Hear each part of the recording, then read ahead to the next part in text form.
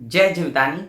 Beauty with astrology के founder मैं कामिनी खन्ना आप सबसे एक अलग प्रकार की चर्चा लेकर करने के लिए आई हूँ, हाजिर हूँ। आप सबका अभिवादन करती हूँ और निवेदन करती हूँ कि सब्सक्राइब कीजिए मेरा ये चैनल YouTube/ब्यूटी विद एस्ट्रोलॉजी। जब आप सब्सक्राइब करेंगे तो पॉपअप के ऊपर बेल बटन आएगा और उससे क्लिक करते से ही मेरे चैनल की सभी जानकारियां आप तक सबसे पहले पहुंचती रहेंगी। आज जिस बात की हम ज्योतिषीय उपाय हीलिंग तत्वों से हीलिंग की बात करने जा रहे हैं, बहुत ही अनूठी चीज है और इसके लिए आपको अपनी बॉडी को जानना बहुत जरूरी होता है। तत्व कहते हैं यत् पिंडे तत् ब्रह्मांडे, जितने ब्रह्मांड में तत्व हैं उतने आपके बॉडी में तत्व हैं।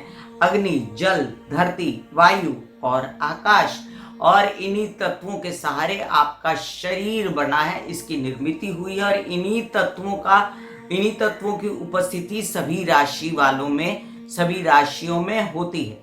एक बुरी बात है मुझ में कि मुझे याद कम रहता है, बहुत ज़्यादा मैटर हो जाता है तो मैं लिख के लाती हूँ। तो चलिए मैं आपसे डिस्कस कर रही हूँ तत्वों से हीलिंग, आपकी बॉडी की उपाय कि कैसे आपकी परिस्थितियां बदल जाएंगी। तो अग्नि तत्व की कौन कौन सी राशि होती है? मेष, सिंह और धनु। पृथ्वी तत्व की कौन सी होती है? वृषभ, कन्या और मकर। वायु तत्व की कौन सी राशि होती है? तो मिथुन, तुला और कुंभ। और जल तत्व की कौन सी होती है? कर्क, वृश्चिक और मीन। बेसिक बात कर रहे हैं, बहुत ज्यादा डीप में उनके स्वभाव में नहीं जा रहे। अब बात करते हैं जब हम मेष, सिंह और धनु की, तो ये अग्नि तत्व हुए तो आपको एसिडिटी की प्रॉब्लम हो सकती है। ये स्वादिष्टान चक्र में ये राशियां स्थित होती हैं और वहां पर एसिडिटी का जो मूल जो स्थान है वो वहीं पर आपका कार्यान्वित होता है ज़्यादा, वहां पर जाकर आपका खाना पचता है।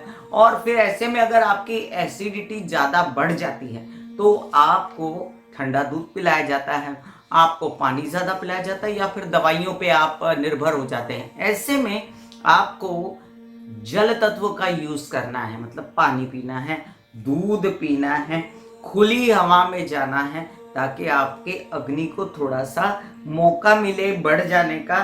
खाना खाना है ताकि स्वादिष्टान चक्र में जो कमी हो गई है वो ठीक हो जाए और किसी भी तरीके से अग्नि तत्व की रक्षा हो। सूर्य की रोशनी के आगे बैठना चाहिए ताकि अग्नि तत्व का इजाफा हो।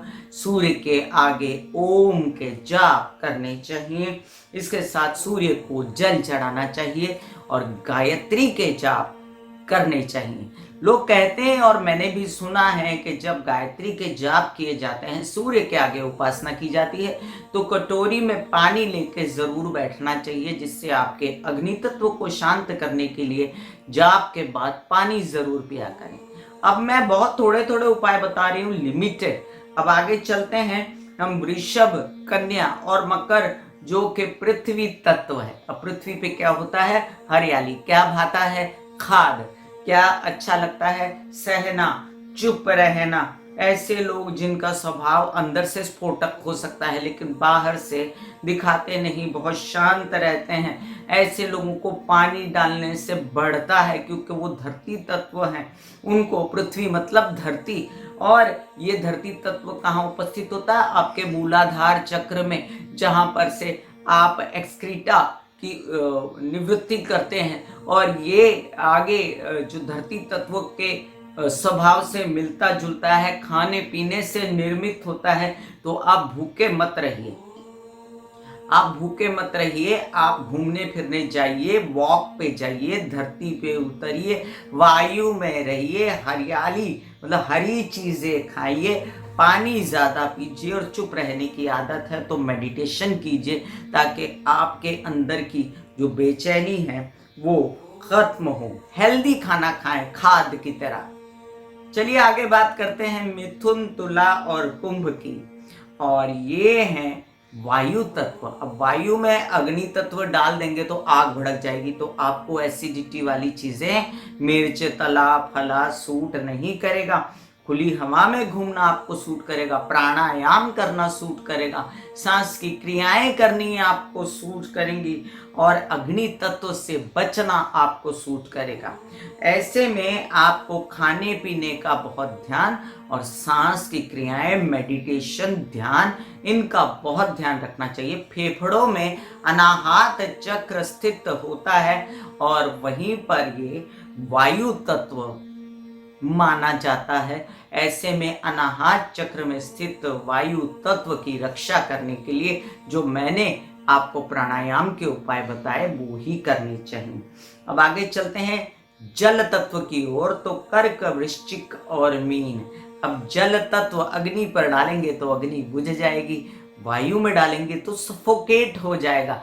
तो ऐसे में आप जल तत्व वालों को बॉडी में पानी का मेंटेन करना बहुत ज़रूरी है। तो पानी ज़्यादा पिए, लिक्विड ज़्यादा पिए, एक्सरसाइज करें, तो ऐसे लोग जल्दी मोटे हो जाते हैं। और खाना पीना सही रखें, जूसेस वगैरह ज़्यादा पिए। ऐसे लोगों को अपने लोगों में रहना अच्छा लगता है और अपने लोगों में रहें, परिवार में रहें और एसिडिटी से बचें।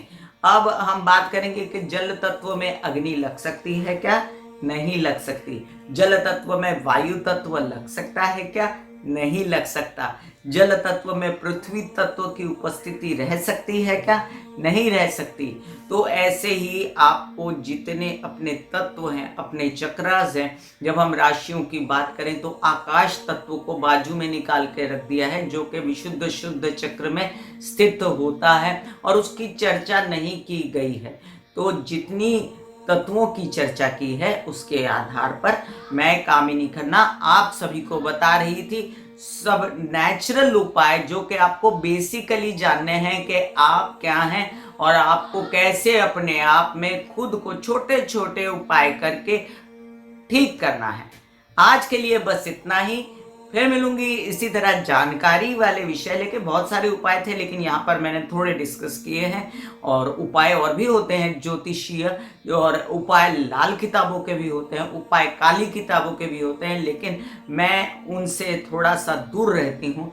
लेकिन ज्योतिषीय उपायों की बात फिर एक बार आपसे करूंगी। आज के लिए बस इतना ही। God bless you, take care and good bye.